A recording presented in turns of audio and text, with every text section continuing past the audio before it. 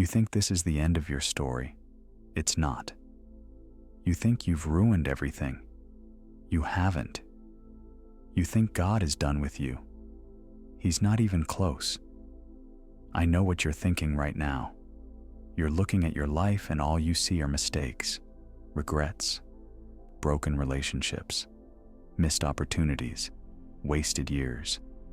And you're convinced that your best days are behind you, that you've blown your chance, that God has moved on to someone more worthy, someone who didn't mess up as badly as you did. But that's not how God works. That's not who He is, and that's not what He thinks about you. In Philippians chapter 1, verse 6, Paul writes, "Being confident of this, that He who began a good work in you will carry it on to completion until the day of Christ Jesus." He who began a good work in you will carry it on to completion. Not might, not maybe. Will. God doesn't start things and leave them unfinished. He doesn't give up halfway through. He doesn't look at your mess and decide you're not worth it anymore. What He started in you, He will finish, no matter how long it takes, no matter how many detours you take, no matter how many times you fall. He's not done with you yet.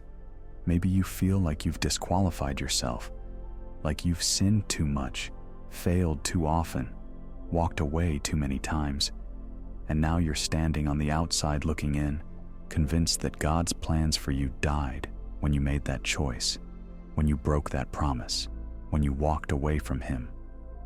But Romans chapter 11 verse 29 says, "For God's gifts and His call are irrevocable." Irrevocable. That means they can't be taken back.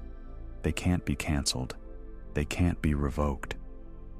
God's calling on your life doesn't disappear because you messed up. His purpose for you doesn't vanish because you failed. His plans don't get canceled because you took a wrong turn. Think about Peter. He walked with Jesus for 3 years. He saw the miracles. He heard the teachings. He made bold declarations of loyalty. "Even if everyone else abandons you, I never will." But then, when Jesus needed him most, Peter denied Him 3 times. He swore he didn't even know Jesus. Can you imagine the shame? Can you imagine the regret? Peter thought it was over. He thought he had destroyed his calling. So he went back to fishing, back to his old life, back to what he knew before Jesus. But Jesus didn't leave him there. After the resurrection, Jesus found Peter, and in John chapter 21, Jesus asked him 3 times, "Do you love me?" 3 denials, 3 restorations. Jesus wasn't done with Peter, and Peter went on to preach the sermon at Pentecost, where 3,000 people came to Christ. The man who denied Jesus became the man who built the church. Because God wasn't done with him yet. Maybe you're like Moses. You had a calling. You knew God had plans for you, but you messed up. You made a terrible mistake. You killed someone.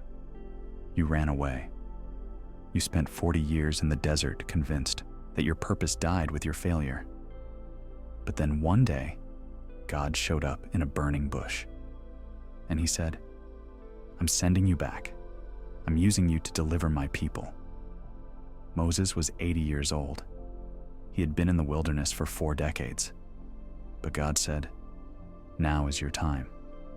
Because God's timing doesn't look like ours, and His plans don't expire. Maybe you're like David. You were called a man after God's own heart. You were anointed king. You defeated giants, but then you committed adultery. You orchestrated murder. You broke God's commandments in the worst possible way, and you thought, "This is it. I've ruined everything." But David repented.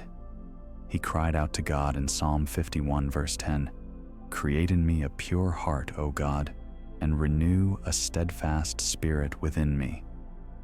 And God restored him. David continued to reign. He continued to worship. He continued to write psalms that we still read thousands of years later, because God wasn't done with him yet. In Lamentations chapter 3 verses 22 and 23, it says, "Because of the Lord's great love, we are not consumed, for his compassions never fail. They are new every morning. Great is your faithfulness." His compassions are new every morning. That means yesterday's failure doesn't define today's opportunity. That means last year's mistakes don't cancel this year's potential.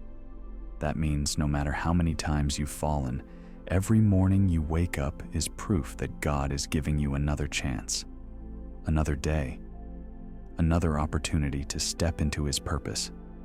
You think you've wasted too much time, but God redeems time. Joel chapter 2 verse 25 says, "I will repay you for the years the locusts have eaten," the years you lost, the time you wasted, the opportunities you missed. God says, "I will repay you." He will restore what was stolen. He will rebuild what was broken. He will renew what you thought was dead. Maybe you're thinking, "But I'm too old now. I've missed my window." Abraham was 75 when God called him. Moses was 80 when he stood before Pharaoh. Caleb was 85 when he asked for the mountain God had promised him 45 years earlier. In Joshua chapter 14 verse 10 and 11, Caleb said, "I am still as strong today as the day Moses sent me out. I'm just as vigorous to go out to battle now as I was then." 85 years old and still ready for battle, because God's plans don't have expiration dates. Maybe you're thinking, "But I don't feel qualified anymore." Good, because God doesn't call the qualified, he qualifies the called. 1 Corinthians chapter 1 verse 27 says, "But God chose the foolish things of the world to shame the wise. God chose the weak things of the world to shame the strong." God uses the unlikely, the broken, the flawed, the ones who feel disqualified. Because when he uses you despite your weakness, everyone knows it's him, not you. Every setback you've experienced has been preparing you for a comeback. Every closed door has been protecting you from something that wasn't for you. Every delay has been positioning you for something better.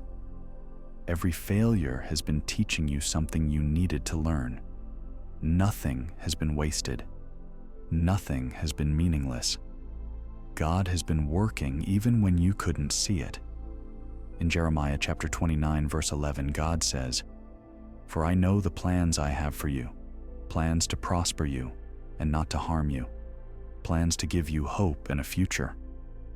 Present tense, I know the plans, not I knew, not I had. I know, right now, today, in this moment. God still has plans for you. Plans that include hope. Plans that include a future.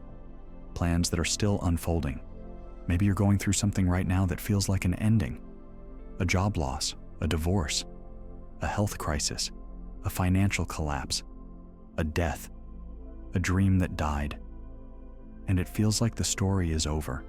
But what looks like an ending to you is often a transition to God. What feels like a period is actually a comma.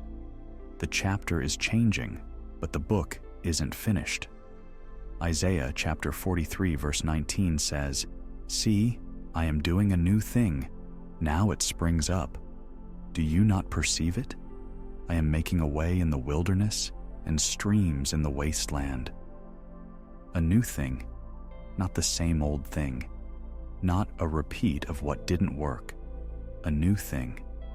God is creating something fresh in your life right now, something you haven't seen before, something better than what you lost. He's making a way where there seems to be no way. He's bringing life to what looked dead. So don't give up. Don't quit believing. Don't stop trusting. Don't write yourself off. Because God hasn't written you off. He's still authoring your story. He's still shaping your destiny.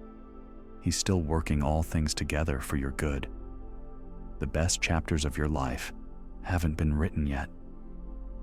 The greatest moments are still ahead of you. The miracles you've been praying for are still coming. Because God is not done with you yet. Your story isn't over, and neither is His plan for you.